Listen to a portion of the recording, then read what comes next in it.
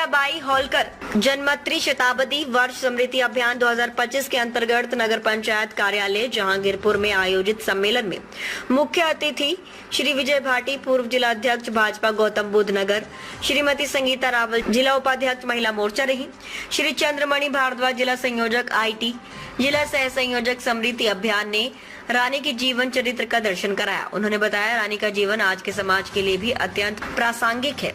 अहिल्याबाई होलकर की जीवनी से प्रेरणा और नारी सशक्तिकरण की सीख मिलती है। अहिल्याबाई होलकर एक ऐसा नाम जो भारत के इतिहास में नारी नेतृत्व, न्यायप्रियता, समाज सेवी की अमिट छवि बन चुका है। एक ऐसी महिला जिन्होंने 18वीं शताब्दी में उस समाज को नेतृत्व दिया जहां महिलाओं की भूमिका सीमित मानी जाती थी, लेकिन उन्होंने साबित किया कि सच्चा नेतृत्व ना तो लिंग देखता है और ना ही सीमाएं।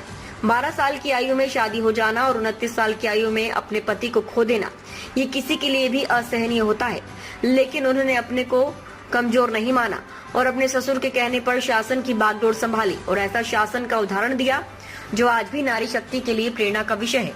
उनकी शासन व्यवस्था जनहितकारी, न्यायपूर्ण और दूरदर्शी थी। उन्होंने मंदिरों का पुनर्निर्माण किया, व्यापार और कृषि को प्रोत्साहन दिया और सबसे बड़ी बात, उन्होंने हर वर्ग के लोगों को समान दृष्टि से देखा। आज जब हम नारी सशक्तिकरण की बात करते हैं तो हमें अहिल्याबाई होलकर जैसी विभूतियों से प्रेरणा लेनी चाहिए।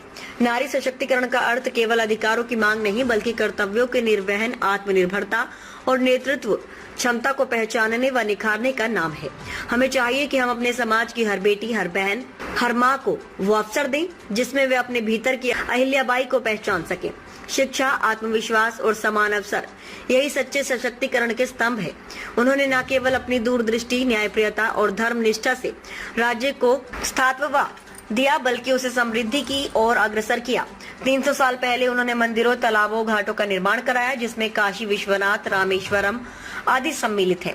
धर्म के प्रति उनके विचार देखे जाएं तो वो अनन्य शिव भक्त थी और जब तक शासन किया। न्याय की बात करें तो उन्होंने एक ऐसी मिसाल पेश की जो हम जैसे सोच भी नहीं सकते। हमारे दर्शकों को यह पुण्य श्लोक रानी अहिल्याबाई होलकर जी के 300वीं जो हम जयंती मनाने जा रहे हैं, जन्म जयंती 31 मई को, उसको लेकर के पूरे देश में रानी अहिल्याबाई होलकर जी के बारे में लोगों को जागरूक करने के लिए, लोगों को बताने के लिए कि 300 साल पहले महिलाओं की क्या स्थिति थी और उस समय भी ऐसी एक वीरांगना थी, एक ऐसी महान विभूति थी जिन्होंने विषम परिस्थितियों में समाज का नेतृत्व किया, शासन किया और देश की आंतरिक और बाह्य सुरक्षा को लेकर जिन्होंने ईमानदारी से निष्ठापूर्वक कार्य किया।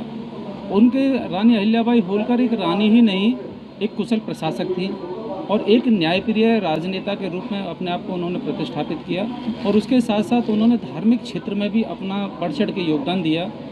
ये उन्होंने चाहे रामेश्वरम का मंदिर हो, चाहे आपका कहीं अपना काशी विश्वनाथ का मंदिर हो, उन सभी जीर्णोद्धार उन मंदिरों का कराया और देश की सुरक्षा को लेकर के जब उनके समय उनको शासन मिला था तो मात्र उनके देश में 3 बंदूकें थी और उसके बाद में उन्होंने पहली तोप फैक्ट्री का निर्माण कराया। ऐसा उन्होंने नेतृत्व दिया कि जिसमें उन्होंने अपने बेटे को भी मृत्युदंड देने से वो पीछे नहीं हटी और उसके साथ साथ उन्होंने राजकोष में भी एक ऐसी मील का पत्थर साबित हुई वो कि उनके पति ने राजमहल का कोष लिया और उनके ऊपर भी उन्होंने 500 रुपये का जुर्माना लगा दिया।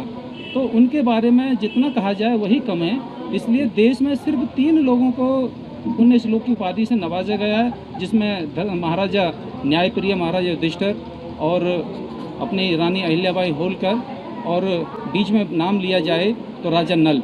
ये 3 लोग ही मात्र पुण्य श्लोक के हमारे अब तक के देश में विभूषित हुए हैं और हमारा इसके माध्यम से जो माननीय प्रधानमंत्री जी का नारा है महिला सशक्तिकरण, उसके लोगों को जागरूक करना और महिलाओं को राजनीति के क्षेत्र हो, चाहे सामाजिक क्षेत्र हो, कोई भी क्षेत्र हो, सब में आगे चढ़ के बढ़ के हिस्सा लेना।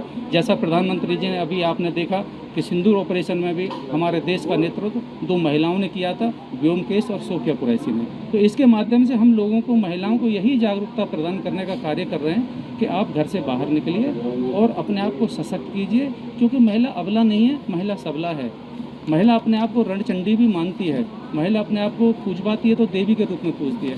तो मेरा आप सभी पत्रकार बंधुओं से आग्रह है कि जन जन तक आप लोग पहुंचाते हैं। मैं आप सभी का आज के इस कार्यक्रम में स्वागत करता हूँ। बहुत बहुत धन्यवाद।